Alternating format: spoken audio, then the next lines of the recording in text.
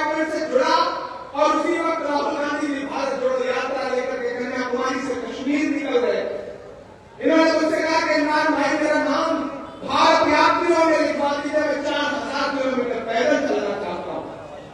मैंने कहा मैं आप कैसे चलोगे, 4000 किलोमीटर पैदल चलोगे? तो इस आदमी ने बात कही, वो बात बड़ी शानदार।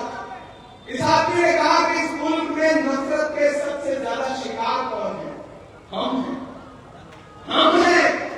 और अगर राहुल गांधी ने नारा देते हुए भारत को जोड़ने की कोशिश कर रहे हैं कि नफरत छोड़ो भारत जोड़ो, तो सबसे ज्यादा फायदा हमारे आने वाली नस्लों को होना है। मैं राहुल गांधी के पैर के छालों के साथ अपने पैर के छालों का खून भी मिला देना चाहता हूं। मैं आने वाले मुस्तकबिल के लिए लड़ रहा हूं।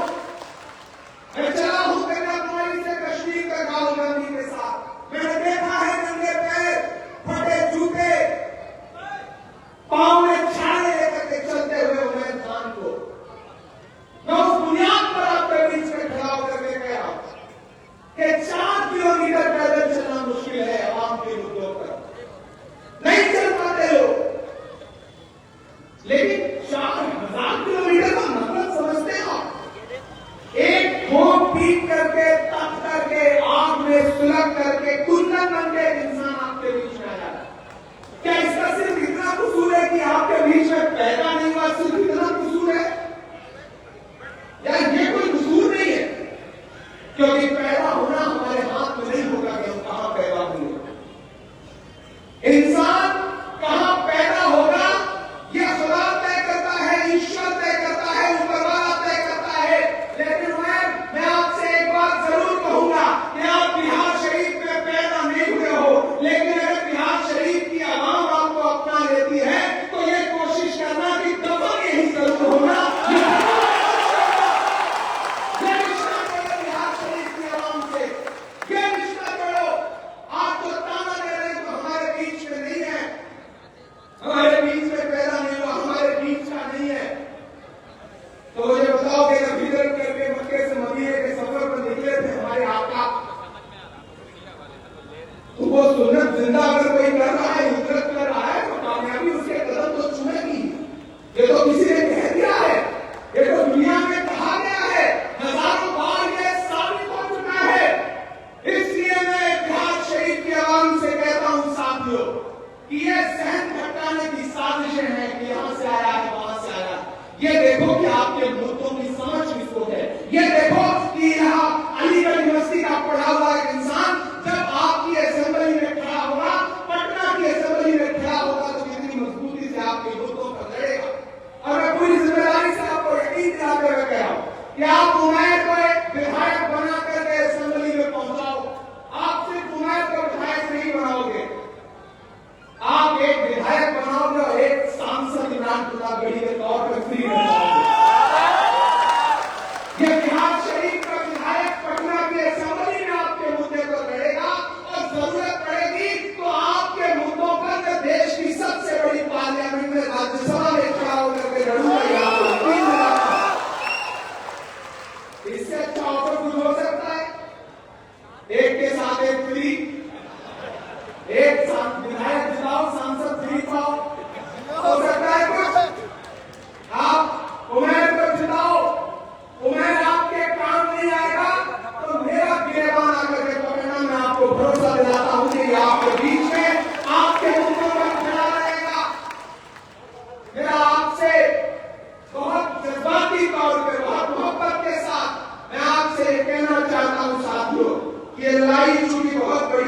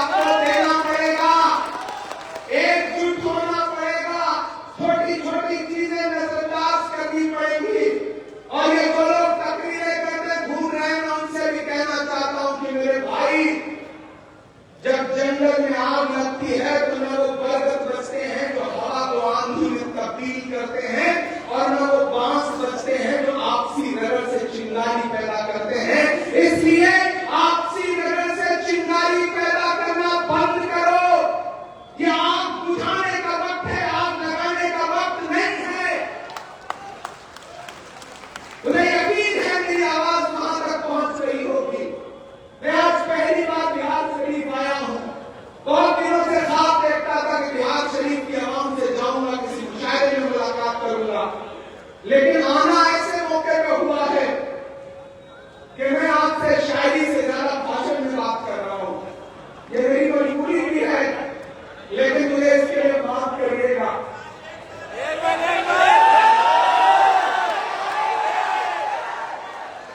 अब आपका हुक्म कैसे डाल सकता हूं कि कहां सोया है चौकीदार,